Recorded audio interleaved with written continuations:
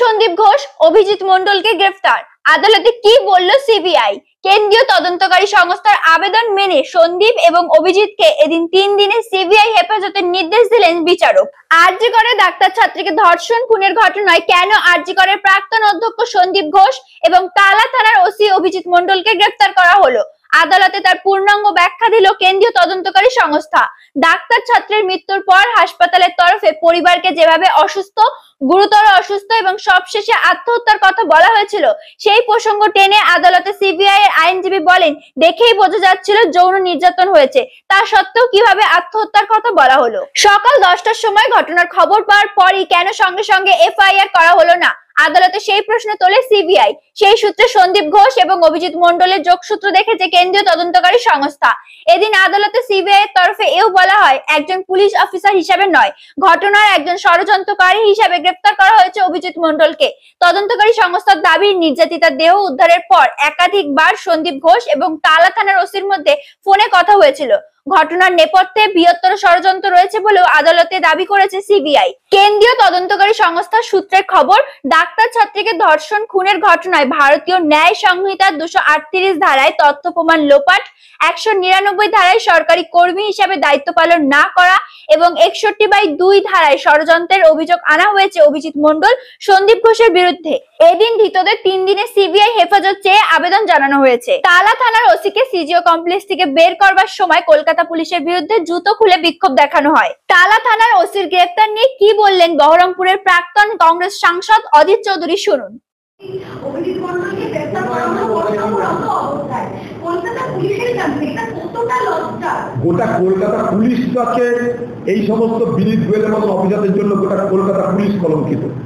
আমি একথা বলবো না যে পশ্চিমবঙ্গের সব পুলিশ অন্যায় করে বার হচ্ছে, কলকাতার সব পুলিশ অন্যায় করে, কথাই বলবো না, কিন্তু তাদের মধ্যে দিদির যেগুলো প্রিয় পাত্র, সরকার যেগুলো প্রিয় পাত্র, যাদের অদক্ষতা অক্ষমতা সত্ত্বেও বড় বড় পদে বসে রেখে, যাদেরকে সামনে রেখে আজকে বাংলা জুড়ে তৃণমূল তার রাজ করছে, আজকে তাদের প্রতি বাংলার মানুষের একটাই বক্তব্য যে এরা পশ্চিমবঙ্গকে শেষ করে দিচ্ছে। তার কর্তব্যরত থাকা অবস্থা বা কর্তব্যহীন অবস্থায় বড় কথা নয়। বড় কথা হচ্ছে যে প্রথম কলকাতা পুলিশ কমিশনারকে তাড়ানো উচিত। এর আগে পশ্চিমবঙ্গকে তাড়ানো হয়েছিল রিজিওনাল কাণ্ডে। কোন কারণটাকে রেখে দেওয়া হচ্ছে? বাংলা মুখ্যমন্ত্রী কেন রেখে করার চেষ্টা করছে? বাংলা মুখ্যমন্ত্রী পুজোর সময় তাড়ানো যাবে না কেন? পুজোতে কি আর কিছু হয় না? গোটা পুজো কি এখানকার পুলিশ কমিশনার চায়? কলকাতার পুজো, কলকাতার পুজো এখানকার মানুষ পরিচালনা করে। একটা বাংলার মানুষ, বাংলার সংস্কৃতি কলকাতার পুজোকে সুন্দরভাবে পরিচালনা করে। কোনো পুলিশ কমিশনার দয়ায় কলকাতার পুজো হয় না। তাহলে কি পশ্চিমবঙ্গে কলকাতা চালানোর জন্য একটাই পুলিশ? কলকাতার পুজো তাদের দিতেই হবে সুষ্ঠুভাবে সমাধান, আর কোনো পুলিশ অফিসার নেই, তাদের কোনো যোগ্যতা নেই।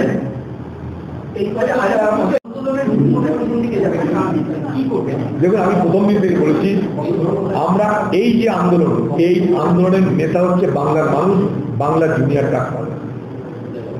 তাদের প্রদর্শিত পথ ধরেই আমরা তাদের হাতকে শক্ত করার চেষ্টা করব। এখানে কে কংগ্রেস কে সিপিএম আমার দেখার দরকার নেই। এত বড় যে অন্যায় এই বাংলায় হয়েছে, সেই অন্যায়ের প্রতিকার চাই। তাই তাদের যে স্লোগান উই ওয়ান্ট জাস্টিস, আমরা সেই স্লোগানকে বিশ্বাস করি, উই ওয়ান্ট জাস্টিস। আজকে উই ওয়ান্ট জাস্টিসের ইউনিভার্সাল স্লোগান হয়ে গেছে।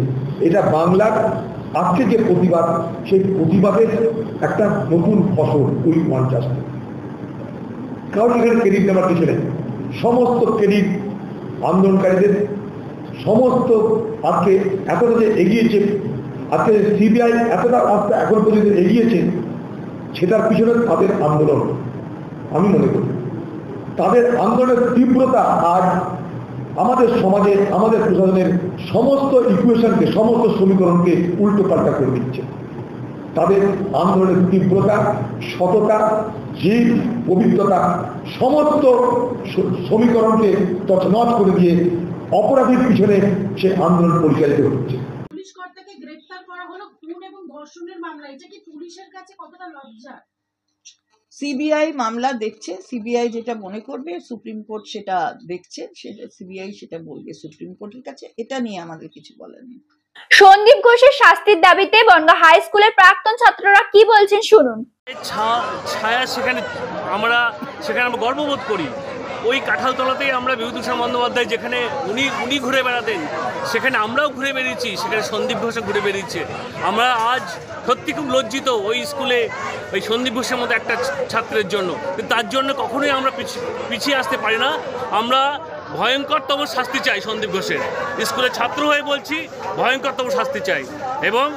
এবং আমরা এই ডাক্তারবাবুদের সাথে সবসময় আছি এবং থাকবো। মধ্যে একজন ধরলে কিছু করার উনি আমাদের নেই, তবে আমরা বনগাঁ হাই স্কুলের পড়াশোনারা একসঙ্গে প্রতিবাদ করেছি। আমরা বনগাঁতেও রাত দখল করেছি। বনগাঁ হাই স্কুলের পক্ষ থেকে আমাদের একটা বড় মিছিল আমরা করেছি, দুই তিনবার আমাদের মিছিল করা হয়েছে, আমরা রক্তদান করেছি।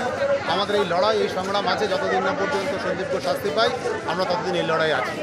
এদিন ধৃতদের 3 দিনের হেফাজত চেয়ে আবেদন জানান কেন্দ্রীয় তদন্তকারী সংস্থার আইনজীবী।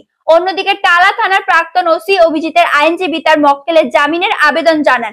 প্রশ্ন তোলেন সিবিআই এর অ্যারেস্ট মেমো নিয়েও। দুপক্ষের সওয়াল জবাবের পর বিচারক 3 দিনের সিবিআই হেফাজতের নির্দেশ দেন। কলকাতা থেকে পার্থসারথী নন্দীর সঙ্গে অর্পিতা বণিক, দেশের সময়।